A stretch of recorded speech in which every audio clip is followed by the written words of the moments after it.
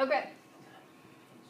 So we're going to talk about the formal definition, which we actually already know. What is our formula for instantaneous rate of change? Limit approaching f of x plus h minus f of x divided by x minus h. Just, well, Oh, it's h. Oh, it's h. it's x plus h minus x. Yeah. And that's as x goes to, or h goes to 0. H goes to 0. So this is our formal definition of the derivative. This is where all our derivative formulas came from. This is how they figured out power rule. This is how they figured out product rule. This is how they figured out quotient rule. Okay? So this is how they started out taking the derivative. We did a couple of problems taking the derivative using this. So let's use it to find the instantaneous rate of change for slope function for x squared. Let's find the derivative using this formula. So when we used this, we had limit as h equals to 0. If I do f of x plus h, what do I plug in? X plus h. So we have x plus h squared minus f of x, we just plug in x. And how do we simplify something like this?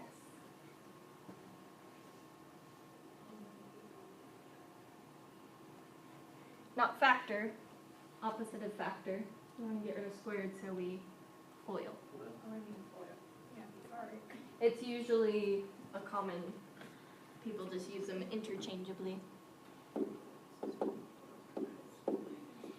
So we have x plus h squared. That would give us x squared plus 2xh plus h squared minus x squared over h.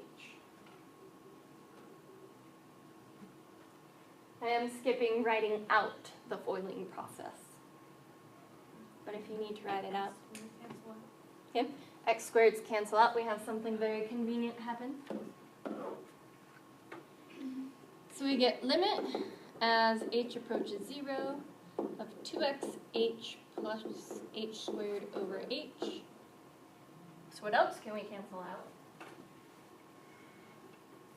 You can factor out an h. You can factor out an h and cancel. Or you can divide the h into each. It's the same process, just two different ways to do it. What just is more familiar? So we get 2x plus h squared. And if I plug in 0, what do we get? 2x. So we started with x squared. We got 2x. What did we just do? Derivative. We took the derivative. If I told you take the derivative of x squared, you would say 2x. You can do it in 5 seconds. So that's our ultimate goal. We want to be able to start with this and get to this without all those limit stuff. I don't want to do any of this. I want to say, hey, I recognize this is really asking me to take the derivative of something. The only problem is when it's presented like this instead of x squared, sometimes it's hard to figure out what function are they asking me to take the derivative of. But that's all it's really asking us to do. Take the derivative of this specific function. Blah, blah, blah. I already talked about that. Okay. So let's look at our example. My cheeks hurt. I'm not laugh anymore. It's too hard to laugh. You've been like through a lot. A lot of suffering for So. your team. We could simplify this. We could factor or FOIL out, see, I just did it too. We could, well, distribute out x plus h times x plus h times x plus h. Multiply 5 in, distribute the 2 in, but that takes a long time. We don't want to have So if I can figure out what function I'm working with, then I can just take the derivative of that function. So I just want to find f of x. We need to identify f of x.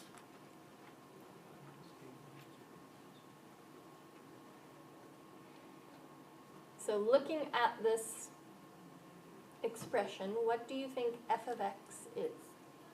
5x cubed minus 2x plus 1. Okay, so this very last piece. Or if we replaced, basically if we got rid of all the plus h's, that first piece is also f of x.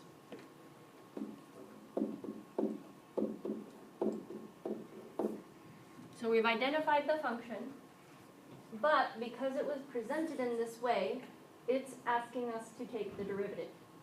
It will never ever say the words, take the derivative. But because it's presented this way, this is all saying, take the derivative.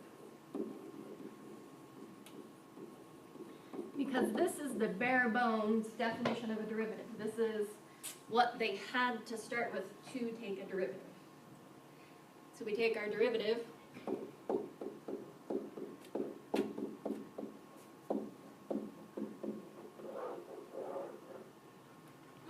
No way.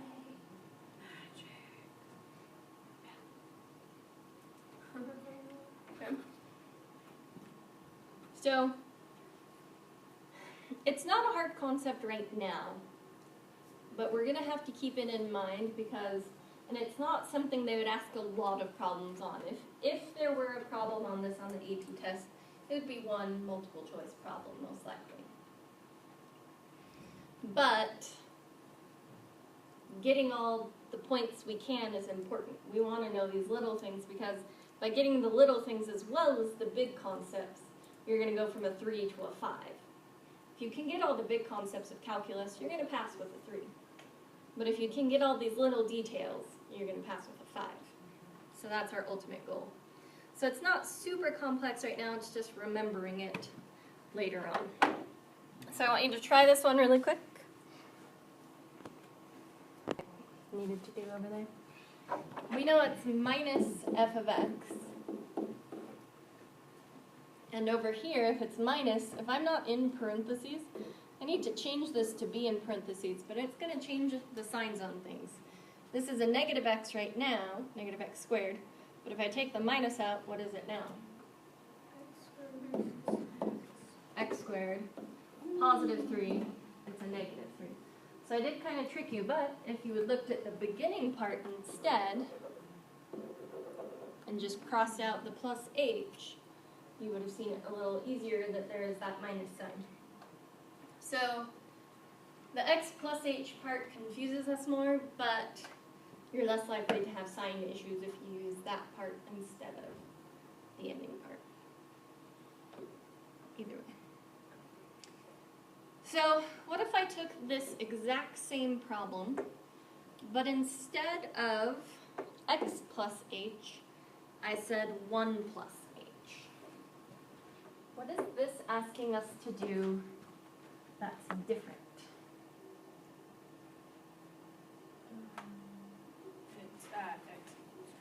It's at x equals 1. It's at x equals 1. Exactly. We are still taking the derivative. So we're still identifying our function.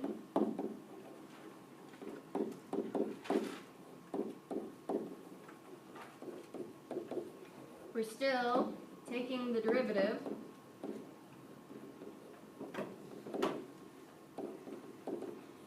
But now we plug in 1, because by putting a 1 here, we're saying x equals 1. We put 1 in the x spot.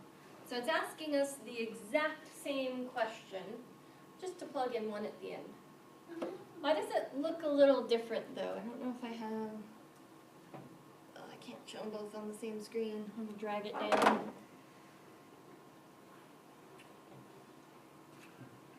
So what's different about the way it's presented besides the 1? It just says plus 2. Where do you think that came from? put f of x. If we have f of x and we plug in 1,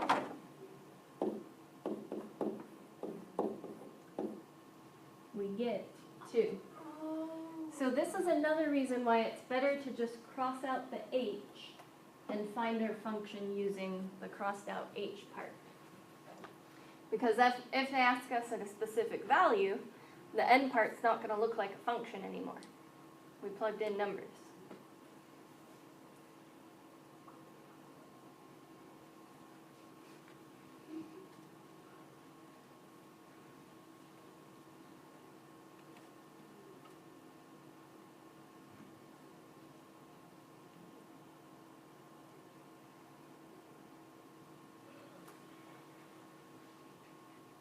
So there's also an alternate way to write the formula, the definition of a derivative. And we've actually also been using it for the most part. Does everyone have this down before I go to the next page? I still see writing some of the policies.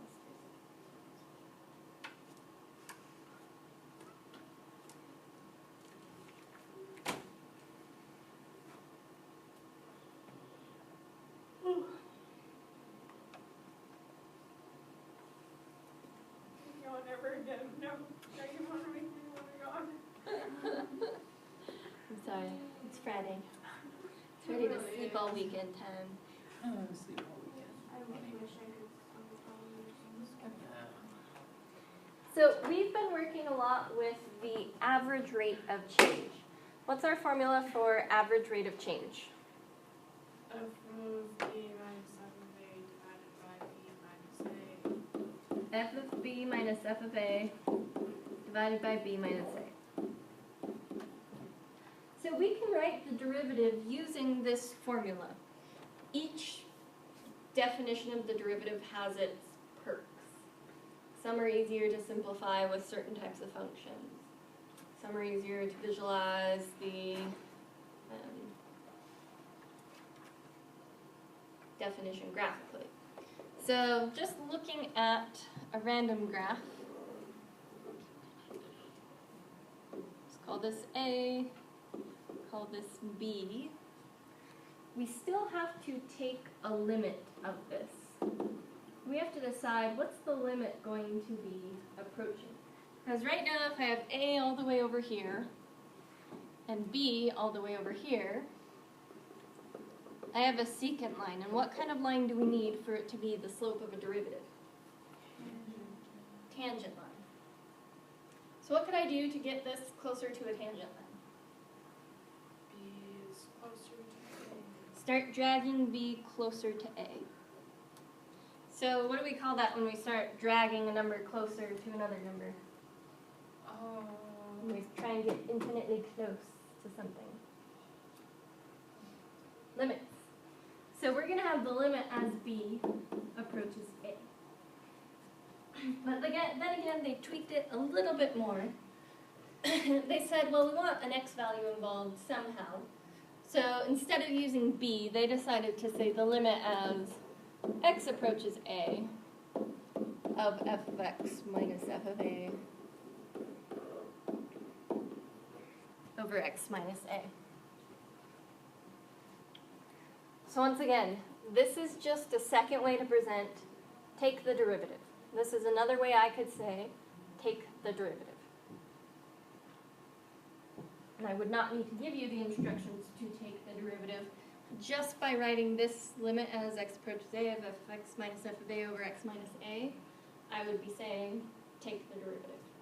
Is that how they're going to present it on the AP test? Like I said, if there are problems like this, it would probably only be one multiple choice problem. It's more one of the detail problems.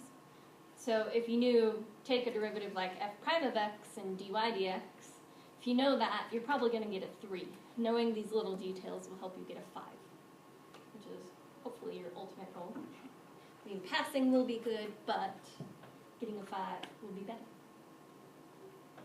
Lunch.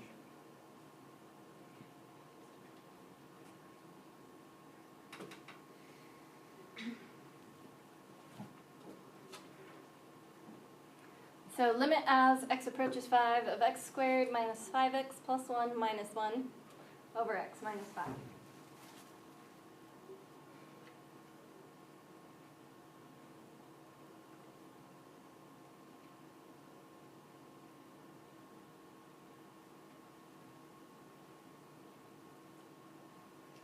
So once again, we just have to be able to identify our function. So what do you think our function is?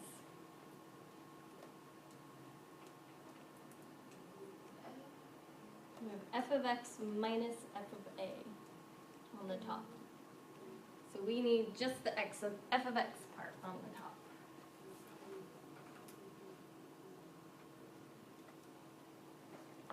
Make a random guess. Melinda, go. X squared minus 5. X squared minus 5x. Now, we have this plus 1 minus 1 part. Well, technically our function is x squared minus 5x plus 1, and this is f of a, or in other words 5, because x is approaching 5. But really, does the plus 1 matter if we're taking the derivative? Why not? It'll be 0. It'll be 0. So no matter what this constant was, I could say plus 1 million. Doesn't matter. It's going to be 0. So I wrote it out this way so you could see, oh, really I am doing plus 1 minus 1. But really, these constants don't matter the least little bit because we know we're taking the derivative.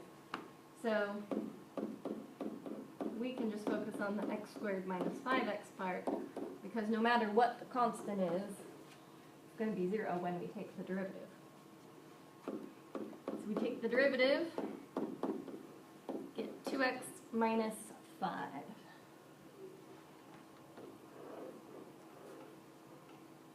And once again, we're done. These are presented kind of a weird way, but they're easy problems once you get the hang of what they're asking for. If you don't know what they're asking for, then they look impossibly hard. But if you know what they're asking for, it's like, oh, I'm just doing the power rule. 2x minus 5, I can do that. Okay, so we're also going to try and cover 3.2 today because they both had a lot more information than we need for the AP test. So I figured we'd fit it into 2 days, which means Monday we will review and Tuesday we will test. Monday test. Yeah. So our question on this is differentiability. Our ultimate goal is to decide where is something differentiable or where is something not differentiable. So we already have 2 concepts where we had stuff that didn't work. So first we started with a limit. What were the things that made a limit not exist? Different y values. So it approaches different y values, which we call a jump.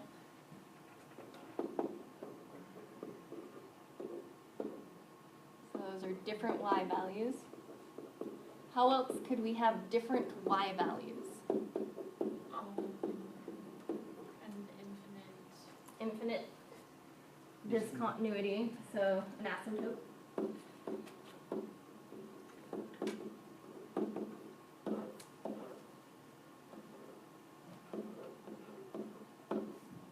Not very pretty, but still asymptote. What was the last one? This one you probably won't see very often, but it does exist. So it was an Oscillation. oscillation.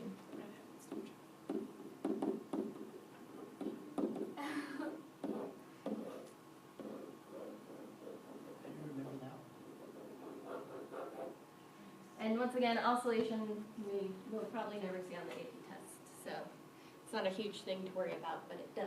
It's technically there, so.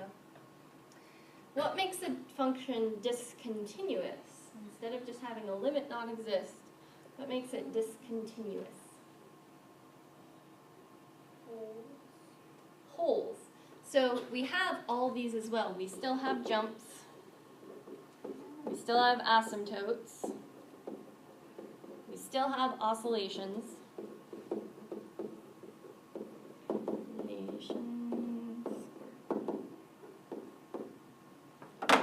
I'm going to do this in a different color. And holes. It adds another thing. Because continuity was just, could we draw the graph without lifting up our pencil? So it had to have a limit exist and for the y value to match the limit. So now we're going to decide what makes a function not differentiable. What do I mean by the word differentiable? You could not take the derivative at that value. So it's like continuity. You can have a whole lot of values where you do take the derivative, but we need to know what are the values we can't take the derivative of. So usually, using what happened from limits to continuity, what do you think is going to happen from continuity to differentiability?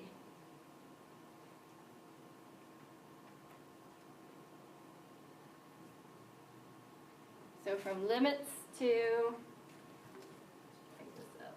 Oh, forgot it was together. So from limits to continuity, what happened?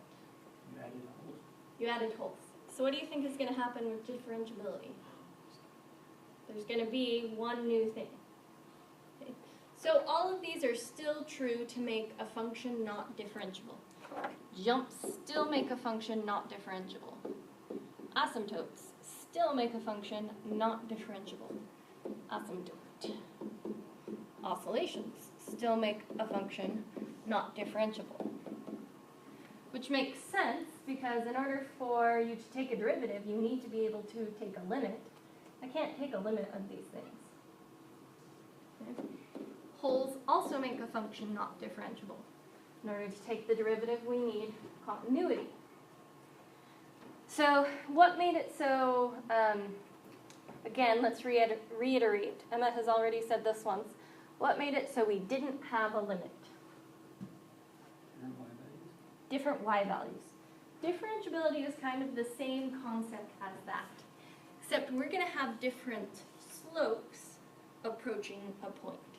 So these ones can change the slopes. We still need to leave one spot for our one thing we are about to discover. But if we have different slopes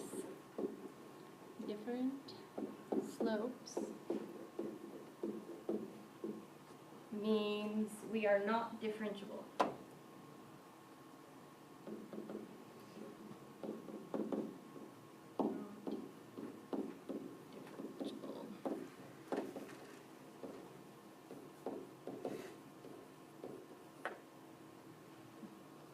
So that makes sense for our jumps and our asymptotes and our oscillations. A jump, you're going to have, something like this, so that's not the same slope. They're totally different angles. But what if I do have something that is continuous but still has different slopes? What if I have an absolute value function? What's the slope of my left piece?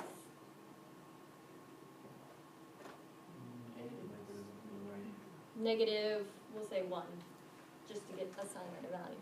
This side, slope is negative 1. What about the right side? That's 1. That's positive 1.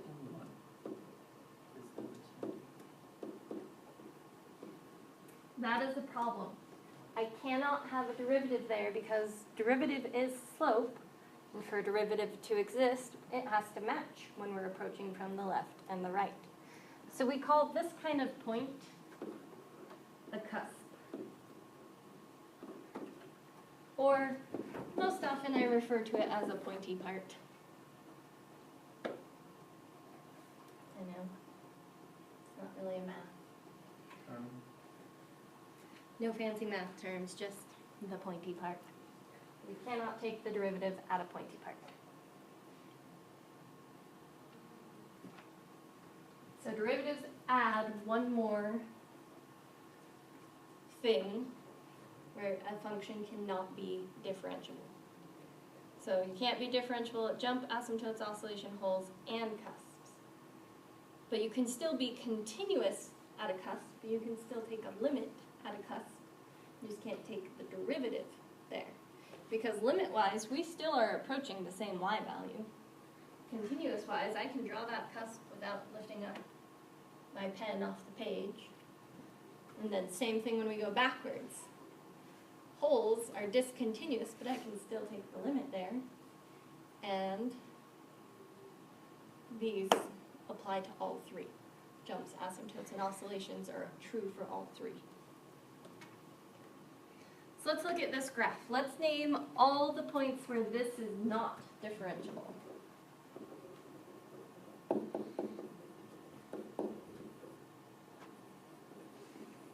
Oh. It's quite a bit. And your graph doesn't have to be super exact as long as you can see where the jumps are and the asymptotes are and the pointy parts are. Oh, hey, there's an asymptote. There are no oscillations in this one. You should put everything else. Yep. Or redheads.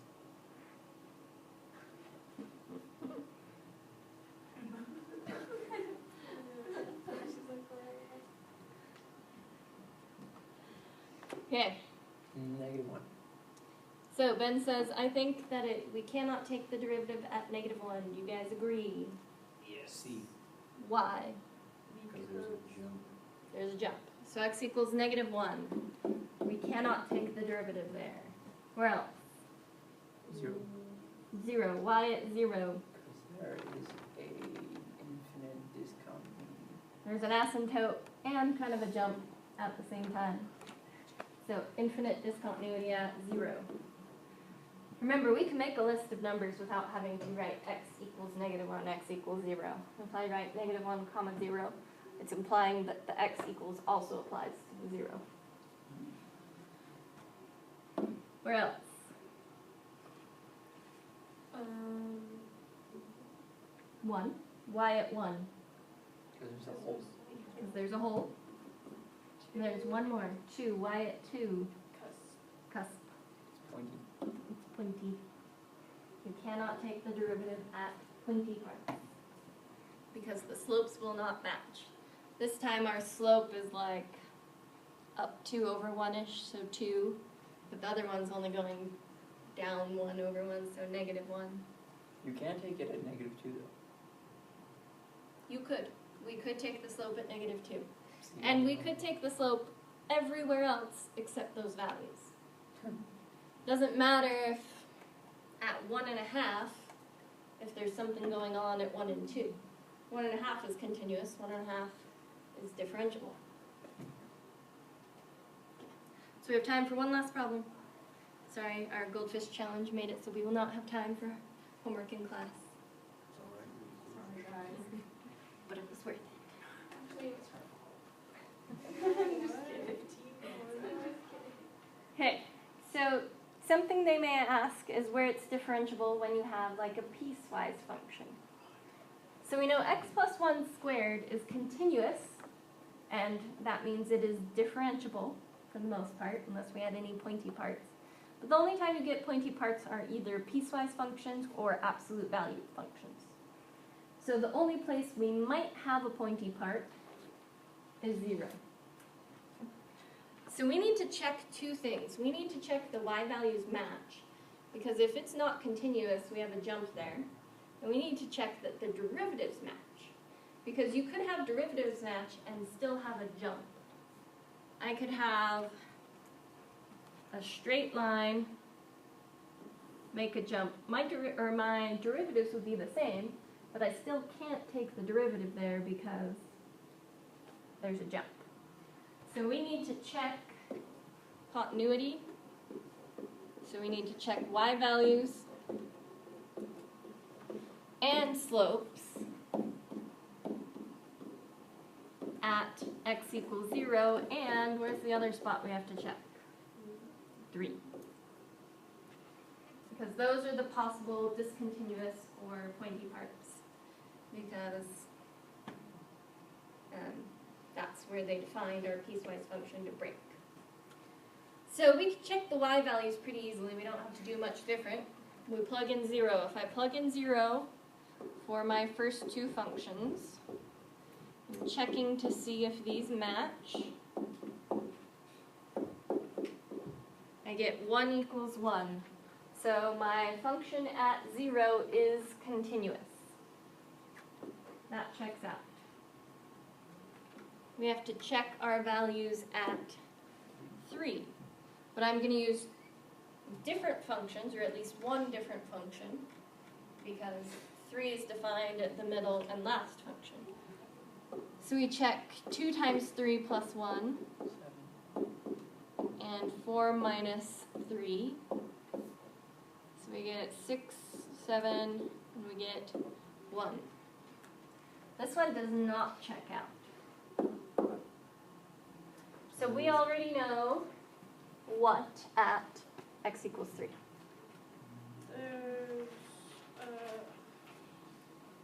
non-differentiable. It's not differentiable because there's a jump.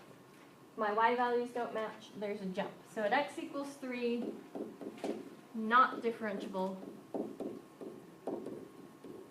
jump. So we don't need to check x equals 3 slope. We already know it's not differentiable. So now we just have to check the slope at x equals 0. Well, the second one is easy. What's the derivative of 2x plus 1? 2x. Just 2. The top one is not as easy because we don't have a rule for this situation yet. We will learn our rule for that soon, but we don't know it yet. So we're going to have to FOIL it out. So we have x squared plus 2x plus 1. Now I can take the derivative.